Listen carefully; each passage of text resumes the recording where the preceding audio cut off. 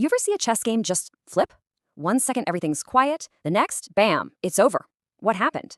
Well, that's tactics. We're not talking about slow, long-term plans today. Nope. We're talking about the knockout punches of chess. And, the legendary Grandmaster Saviele Tartakover just nailed it with this quote. He said, "Tactics are what you do when there is something to do. Strategy is what you do when there is nothing to do." It just gets right to the heart of it, doesn't it? Strategy is that big picture stuff, but tactics are what you do to win the fight that's happening right now. So let's break that down. Think of it like this. Your strategy is the whole war, your grand plan. Tactics? Those are the battles, the skirmishes. They're these short, sharp, forcing sequences of moves that get you an immediate win, whether that's snatching a piece or, going for the whole shebang, checkmate. All right, let's get into the good stuff. First up, we're going to talk about tactics of pressure. These are all about squeezing your opponent, tying their pieces down so they can't move, and basically painting a giant target on their back. And we're kicking it off with a pin. So what is a pin? It's when you attack one of their pieces, but they can't move it, because if they do, a more valuable piece right behind it gets taken. The only pieces that can pull this off are your long-range guys, the rooks, bishops, and queens. So here's a pro tip for you. Always be on the lookout for when their big pieces, like the king and queen, line up. That's your signal. That's when you can pounce. And the effect of a good pin is just brutal. That piece that's pinned, it's basically frozen solid, paralyzed. It might look like it's defending something, but it can't do a thing. And when one of their defenders is taken out of the game like that, well, that opens up a whole world of attacking chances for you. Now, there's a pin, and then there's the absolute pin. This is the deadliest version. It's when a piece is pinned right to the king. And here's the kicker. It's not just a bad idea for that piece to move. It's literally illegal. The rules of chess say no. So that piece is completely locked down, and it pretty much becomes a sitting duck just waiting to be captured. Okay, so now let's talk about the pin's evil twin, basically, the skewer.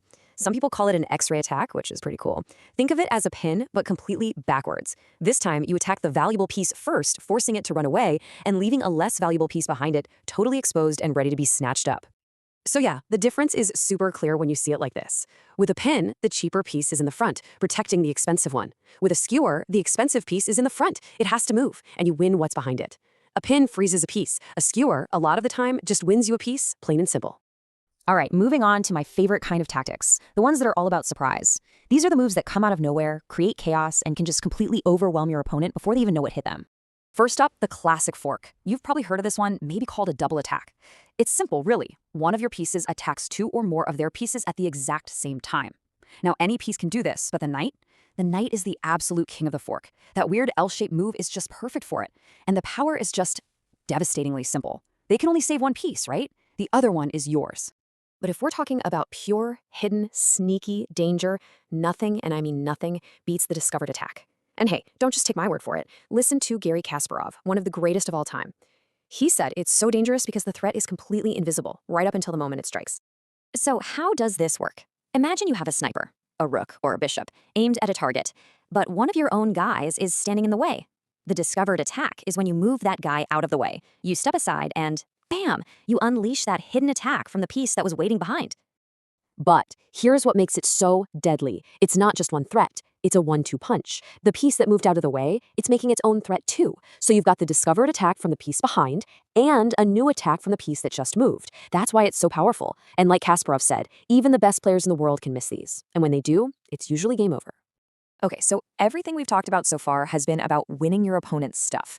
But what if I told you the most powerful move on the board is sometimes giving one of your own pieces away? I know, it sounds crazy, but that brings us to one of the most beautiful and exciting ideas in all of chess, the sacrifice. I mean, think about it. Would you ever just give up a powerful piece? Just let them take it? It sounds like a terrible mistake, right? But here's the secret. You're not giving it up for nothing. It's not a blunder. It's a calculated trade. A sacrifice is an investment. You're putting down some material right now because you know you're going to get something way, way bigger in return. It could be a checkmate, it could be a winning position, but it's an advantage that leads you to victory. It is the ultimate high-risk, high-reward play in chess. So, why would you ever do this? Well, there are a few big reasons. Maybe you sacrifice to grab the initiative, to put your opponent completely on the back foot. Or, and this is the really fun one, you sacrifice to just blast open the defenses around their king and go for a checkmate. Sometimes it's simpler. You give up a little piece to win a much bigger one down the line. And sometimes it's for a more subtle, long-term gain, like controlling the whole board. Whew, okay, we've covered a lot, right? From the quiet pressure of a pin all the way to the fireworks of a sacrifice. The big thing now, the real key, is just training your brain to start seeing these patterns, to spot these opportunities when they pop up on the board. So let's do a quick recap of our tactical toolkit. The pin, you freeze a key defender. The skewer, you win the piece behind a valuable one. The fork, one piece, two targets. The discovered attack, that hidden 1-2 punch.